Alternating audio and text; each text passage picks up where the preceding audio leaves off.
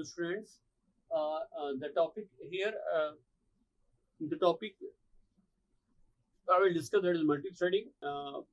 What is multi-threading? If you are, if you have, that is this multi-threading concept you have already seen, already studied in operating system and operating system, as well as C++, and this particular topic is already mentioned in Java.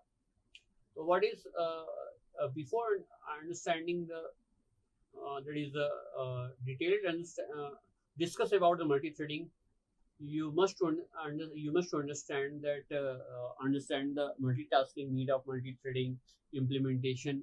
We are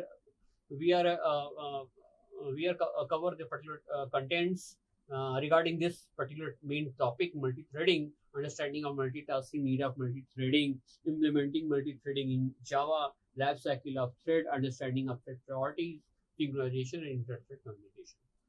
Multitasking is a process that involves multiple tasks running simultaneously. Operating system implements multitasking using multiprocessing. Java implements multitasking using multi-threading. It is you already knew that that is a single task operating system. That is MS-DOS is a single task operating system. But when the traffic is to be high, when the traffic is to be high, means the data or the applications you are doing some works in which a lot of data are to be involved. The data is to be stored in a server side or client side. So how you can speed up your computer's efficiency, how you can how your operating system will helpful to uh, uh, to execute lots of work, and that is in these situations, when you improve your efficiency, you improve your computer system efficiency.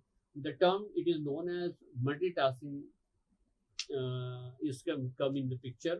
Multitasking is a process that involves multiple tasks running simultaneously. Operating system implements multitasking using processing, means multiple number of tasks. Uh, you can if you are getting the multiple number of tasks, means if you are getting the task which is T1 to T50, you can segregate all the tasks through through its nature. Maybe some task is to be needed for the input output operations, some is needed for data requirements from the memory side or server side, or some tasks only required for the executing through the microprocessor. So you can if the operating system having a lot of tasks, T1 to T50 for example, you can segregate all the tasks and you can execute all the tasks simultaneously. This concept is known as multitasking. So in the there is operating system implements multitasking using multiprocessing. There is multiprocess. If you are if you are talking about the multiprocessing, so before discuss the topic of multiprocessing, you must know about the single process. So the single process, all the process having the all the process program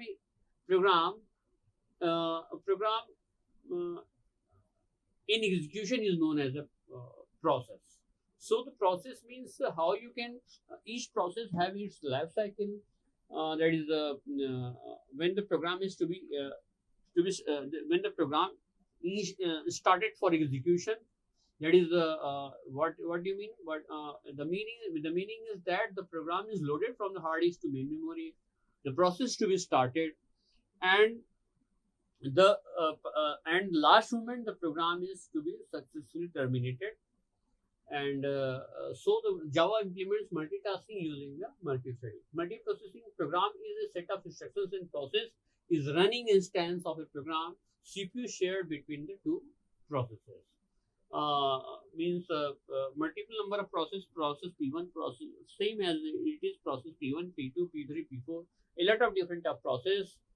You can segregate the process same as it is. You can segregate the process through its nature, through the requirement of the through the requirement of the process, means same as it is. That is, some required for input output operations, some required for memory, some required for microprocessor requirement for executing the process. So the CPU is shared between the two process, among the processes, not a two, between the among the process, will we want to execute through the CPU, and CPU can handle, that is, through the different concept. Maybe there's some lot of algorithm available in, that is, the first come first serve, round robin, time sharing concept based, that is there. So in multiprocessing, operating system implements context switching mechanism, by which we what is the context switching means? You can, if you having the 50 process, then each and have operating system already knew that the each and every process, what type of amounts, what type of amount of what type of time they want to execute successfully. So each and every of process having its their expected turnaround time. So operating system allot some times, means 5 microseconds or 10 microseconds, each and every uh, they will execute each and every process for only 5 microseconds. After the 5 microseconds, they want to switch to another process. So through this concept is known as context switching, and through the context switching, each and every process will be executed. Programs entire context, including global variables, methods, it is stored in a separately, means each and every process have the process stack. This is PCB, process control block, and the information regarding the process is detailed. All the information. What type of information? Information means local variable, global variable, static variables, and methods, instructions, file name, addresses. All the data is to be stored in a main memory. That is, in a main memory for each and every process. So that means each and every process have its own PCB, and this PCB is stored in a stack, in a memory stack. Multithreading, different tasks within a main task execute simultaneously. That is, multithreading means, you already knew that divide and conquer concept. If you are having a complex problem, then you can, but obviously you can distribute the complex problem into small problems, and you can solve each and every problem, each and every lightweighted problem, and after solving each and every sub problems or lightweighted problems, you can compile it and get the final result. So this concept is here we are using, means a particular, if there are two type of process. One is a lightweight process, and another is a heavy, means heavyweight process. Means a particular process having that is much more time for executing for executing by the through the microprocessor. And multithreading implements the idea of multitasking by taking it one or lower level. Means you can create a number of threads of a particular task, or a particular process. You can create a number of threads, and through the number of threads, we can execute each and every thread simultaneously, and compile the information and get the final result. So as like each and every process have the unique ID, same as it is, each thread have this having its own unique ID. Thread and its need. A thread is an entity within a process. It defines the path of execution. Need. What is the need? To run multiple tasks simultaneously. to make effective use of CPU. That is a through which you can by the concept of the multi-threading you can you can get getting throughput of your system. That is, you can more effective of your CPU. In Java, by default, main is one thread, and the garbage collector is another thread. You can already knew that what is the garbage collector and what is the main. Each and every program in C, C++, Java, you can heard about the main method. Main method is a single thread by default in Java. Main is a one thread, and garbage collector is a another thread. Each process and thread, each process has complete set of its own variables. Thread live in a single application, thus may share the same data. What is the difference between the process and thread? Here in the tabular format, you can better understand the differences. In process, it takes more overhead to launch a new process. It takes much less overhead to create and destroy a thread. Means that is you can create the thread. Thread may be created. Thread may be divided. You can divide the thread. You can kill the thread. You can suspend the thread. You can resume the thread. You can that is joining or that is suspend the thread. All the phenomena, all the concept which you have already studied in a process control block, the same as it is to be mentioned in a thread, where process is to be divided into smaller number of threads. So you can that's why here it is mentioned is that, like in difference number 2, that it takes more overhead to launch a new process. If it is more overhead means, what do you mean more overhead? This particular process have the that is having the more turnaround time, and heavy data is to be required in the main memory. Means main memory means local data, global data, static data, method, instructions, addresses. Each and every information is to be stored for a process in a local memory or main memory. And if the context switching is to be high,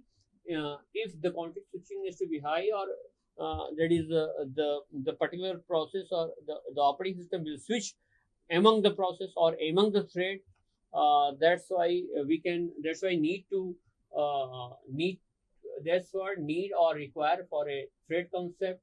That is a lightweight thread through which you can efficiently improve the performance of your CPU or task or your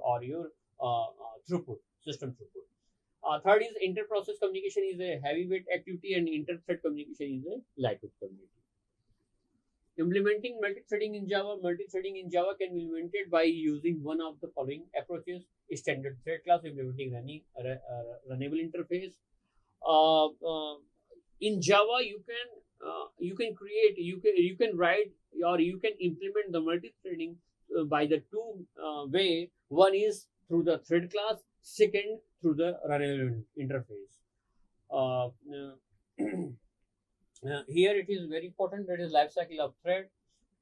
First, you can say that the particular thread is to be born, the particular thread is to be generated live, the born in state, the thread is to be started, then ready, that is all the thread is to be in a queue for they want to get the running state.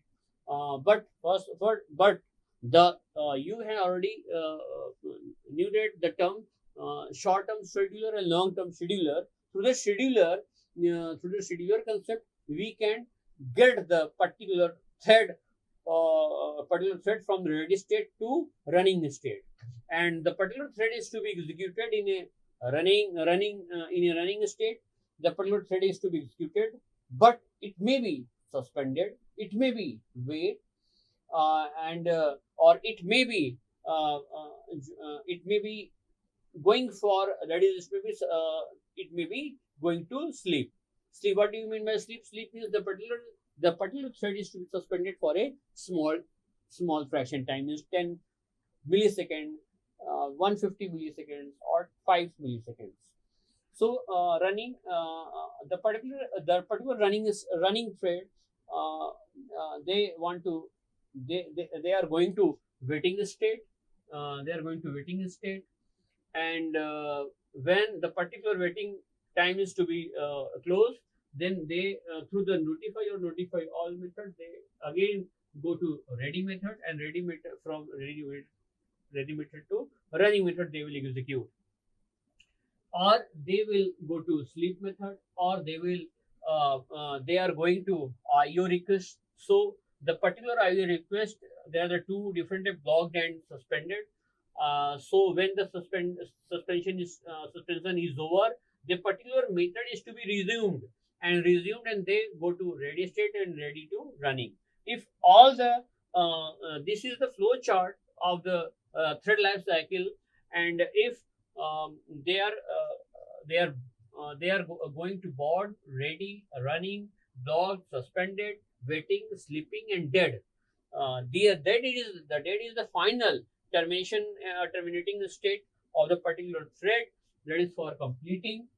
That is this is the life cycle of the particular thread. Thread is to be generated and thread is to be terminated successfully. And before terminating, the particular thread is to be going to this state or this state. Thread priorities are used by scheduler. Different type of thread, T1, T2, T3, T4, up to T50. Different type of threads are to be queued, are to be available in a ready state.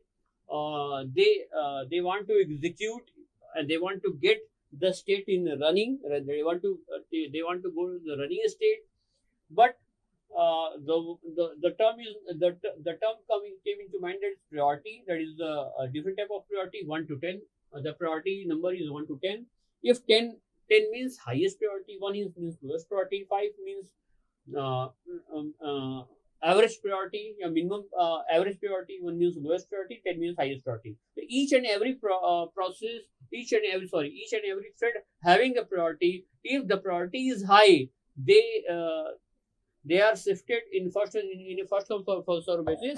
They are shifted towards the front side, or front side in a queue, and they want to firstly the operating system prefer to give the microprocessor to this particular thread, those having the highest priority. So the thread priority are used by scheduler.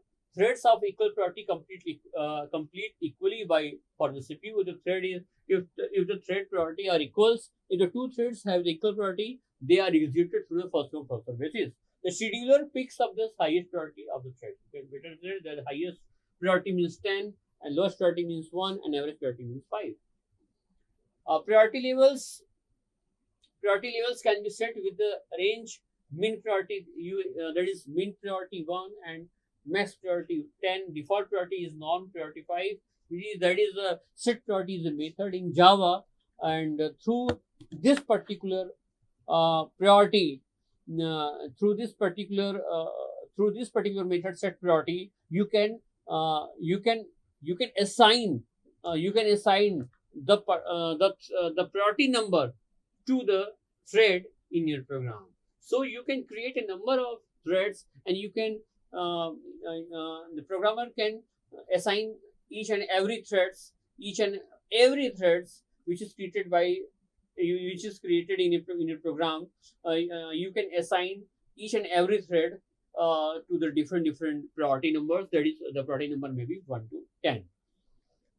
Methods of the thread class. What are the in a thread life cycle? What type of methods we are using? That is the start, stop, yield, is alive, sleep, suspend, resume, current thread, join. These are the different type of methods which we are using in a thread life cycle, and these all the methods is to be defined within the thread class. Start, a method makes a request to operating system for creation of the thread. Thread creation. responsible for transitioning of the thread from born state to ready state. Through the start method, we can create the thread. So for creating the thread, we are a method can request the operating system for creation of the thread. It is this particular operating system is responsible for transitioning of the thread from born state to ready state. The stop method forcefully kills the thread. If you want to kill the thread, means uh, if you want to kill a thread, forcefully kill the thread, you are using this stop method. Send the thread into dead state. Once a thread becomes dead, cannot be started again. Yield a static method that causes currently executing thread to yield this control. If there are other runnable threads whose priority is at least as high as this thread, this will be scheduled next. Again, everything will be dependent upon the operating system.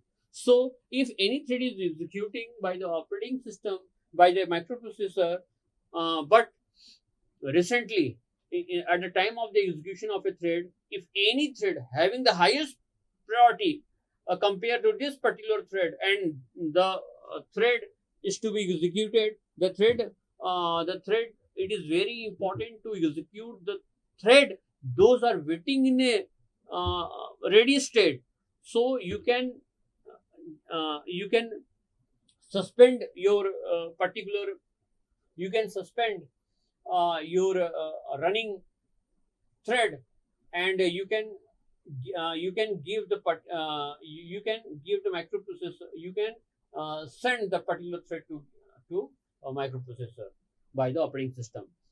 In this situation, we are using the it means if means the highest priority thread want to come in a running state, but currently the running state having the thread that is executing at the time. So how you can get the particular thread from the running state and suspend for a being time and execute the thread those which is highest priority and available in the and available in a ready. You can shift from ready to running. So a static method that causes currently executing thread to yield the control. If there are other runnable threads whose priority is at least as high as this thread, they will be scheduled next. Is alive returns true if thread has started and not it terminated. If I want to get the information, if I want to get the status of the thread, so using we can see the state we can see the thread status, means the thread is live or dead. Through this method is alive. It returns true if it is a Boolean method that will return the true or false. So it will return the true if the thread has started and not yet terminated.